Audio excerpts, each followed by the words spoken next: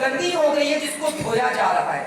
اس کا مطلب ہے کوئی چیز خراب ہو گئی ہے جس کو دھونا بے حد ضروری ہے. اور خدا کا کلام ہمیں سکھاتا ہے کہ مبارک ہے وہ جو اپنے جامے دھوتے ہیں.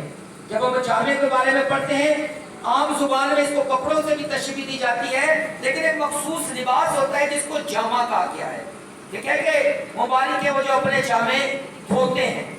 جب جامے دھونے کی بات آتی ہے تو انسان کی زندگی ایک ایسی کیا کہا جائے گا اس گناہ سے نکلنے کے بعد جب نئی زندگی میں داخل ہوتی ہے تو دراصل یہ اس کی پہلی سیڑھی ہے. جب ہم کسی بھی شخص کو دعوت دیتے ہیں کہ آپ ہمارے ساتھ مسیحیت میں شامل ہو جائیں تو بندہ پوچھے کیا وہ پہلے مسیح نہیں تھا، کیا وہ کرسچن نہیں تھا؟ تو میں کہتا ہوں یہ حقیقت بات ہے کہ وہ پہلے مسیحی نہیں تھا، کیونکہ صرف مسیح خاندان میں پیدا ہو جانے سے مسیح نہیں ہو جاتے جب تک ہم مسیح کے اس سارے کاموں کو پورا نہیں کرتے. جیسا کہ خداوند یسوع مسیح نے اپنی 30 سالہ زندگی پوری ہونے پر ایک خاص عمل دہرایا جس کو ہمارے اوپر بھی دہرانا بے حد ضروری ہے، جس کو ہم بپتسمے کا نام دیتے ہیں. اور جب ہم بپتسمے کی بات کرتے ہیں تو بپتسمے کی ڈیفینیشن کے بارے میں جب ہم پڑھتے ہیں تو کسی چیز کو رنگنا یا ڈبونا کہا جاتا ہے. لیکن میں اس کو اس طریقے سے بھی کہتا ہوں کہ کسی بھی چیز کو جب ہم اندرونی طور پر قبول کرتے ہیں تو ظاہری طور پر ہمیں اس کا نظر آنا بے حد ضروری ہے. اس کی آپ ڈیفینیشن یوں بھی کر سکتے ہیں کہ اندرونی تبدیلی کا ظاہری طور پر نظر آنا بپتسمہ کہلاتا ہے. ہم زبانی طور پہ کہتے ہیں میں نے قبول کر لیا ہے، میں نے یسوع کو اپنا نجات دہندہ مان لیا ہے، ہم کہتے رہیں، لیکن اگر ہم اس کو عملی طور پر نہیں کرتے، ہم کر کے نہیں دکھاتے، اس کا مطلب ہے کہ ہماری زندگی میں کوئی ایک ٹکڑا یا ایک نقطہ یا ایک حصہ جو ہے ابھی بھی گناہ کے اندر موجود ہے. کیونکہ اگر ہم مکمل طور پر نئی زندگی میں داخل ہوں گے تو ہماری زندگی کی تبدیلیاں دوسرے دیکھ کر گواہی دیں گے. اس کو آپ بالکل اس طریقے سے بھی کہہ سکتے ہیں کہ جب ہم اپنی کیا کہا جائے کہ بیماری کو چھوڑتے ہیں تو ہم شفا یاب ہوتے ہیں.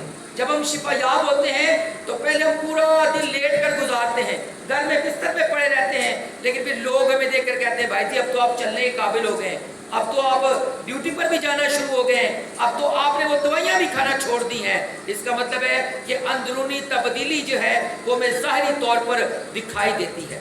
جب ہم جامے کی بات کرتے ہیں تو جامے دھونے کے لیے ہمارا مکمل طور پر خدا کو ریسیو کرنا بے حد ضروری ہے. بائبل مقدس میں ہم متی کے اندر اس کا 28 باب اور جب ہم اس کی 18، 19 اور 20 آیت کی تلاوت کرتے ہیں تو لکھا ہے کہ خدا ہمیں ایک خاص حکم دیتا ہے، اپنے بیٹا کے ذریعے ہم تک ایک حکم پہنچاتا ہے کہ بس تم جا کر سب قوموں کو شاگرد بنائیں.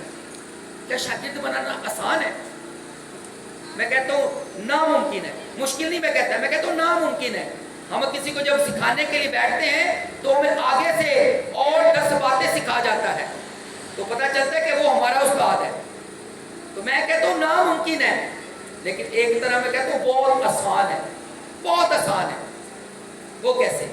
بائبل مقدس میں ہم پڑھتے ہیں تو نویس زبور 50 میں کہتا ہے کہ جب ہم خداوند کی نجات دیکھنا چاہتے ہیں تو ہم اپنے کردار کو درست کریں. ہم اپنے رویے کو، اپنے چال چلن کو جب درست کرتے ہیں تو پھر خدا ہمیں اپنی نجات دکھاتا ہے. دراصل وہی ہمارا کردار دوسروں پر اثر انداز ہوتا ہے. اگر ہم کہتے ہیں نا کہ جی مسیحیت بہت اچھا مذہب ہے تو پھر ہمیں کر کے بھی دکھانا ہے. اگر ہم کہتے ہیں کہ ہمارا خداوند یسوع مسیح محبت سکھاتا ہے تو پھر ہمیں بھی محبت دکھانی چاہیے، دکھانی پڑے گی، اس لیے کہ بغیر محبت دکھائے ہم اپنے خداوند یسوع مسیح کی گواہی نہیں دے سکتے. ہم لا کہتے ہیں ہمارا مذہب امن پسند ہے، ہم لا کہتے ہیں ہمارا یسوع مسیح ہمیں کہتا ہے کہ دوسروں سے محبت کرو، جیسے آپ ہی گالیاں دینا ہوں گے کہ کوئی یقین نہیں کرے. کہتے ہیں جھوٹ بولتا ہے، نہ یہ سچا ہے اور نہ اس کا معبود سچا ہے. تو دراصل ہمیں نئی زندگی کے لیے سب سے پہلے اپنا کردار درست کرنا بے حد ضروری ہے. اور جب ہم اپنا کردار درست کرتے ہیں، اپنے گناہوں کا اقرار کرتے ہیں، توبہ کرتے ہیں، تو پھر ہم اپنے جامے دھوتے ہیں. اور جب ہم پڑھتے ہیں کیونکہ زندگی کے درخت کے پاس آنے کا اختیار پائیں گے. जिस जगह पर मैं खड़ा हूं ना, यहाँ पर अगर कोई ऐसा शख्स आ जाए जो गुनाहगार हो, जो शराब पीता हो, जो नशा करता हो, तो सब लोग क्या कहेंगे? क्या कहेंगे? कि एक गुनाहगार शख्स मज़बा पर खड़ा हो गया। वो ये नहीं देखेंगे कि ये कौन है, ये क्या है। फौरी तौर पर उस पर एलिगेशन आएगा कि एक गुनाहगार, एक शराबी, एक ज़नाकार, एक झूठ बोलने वाला खुदा के मज़हब पर खड़ा होकर कलाम सुना रहा है। इसका मतलब है कि अगर मैं इस मुकाम पर आना चाहता हूँ तो मुझे अपनी ज़िंदगी को तब्दील करना पड़ेगा। कलाम में वाज़ तौर पर लिखा है, क्योंकि ज़िंदगी के दरख्त के पास आने का इख्तियार पाएंगे।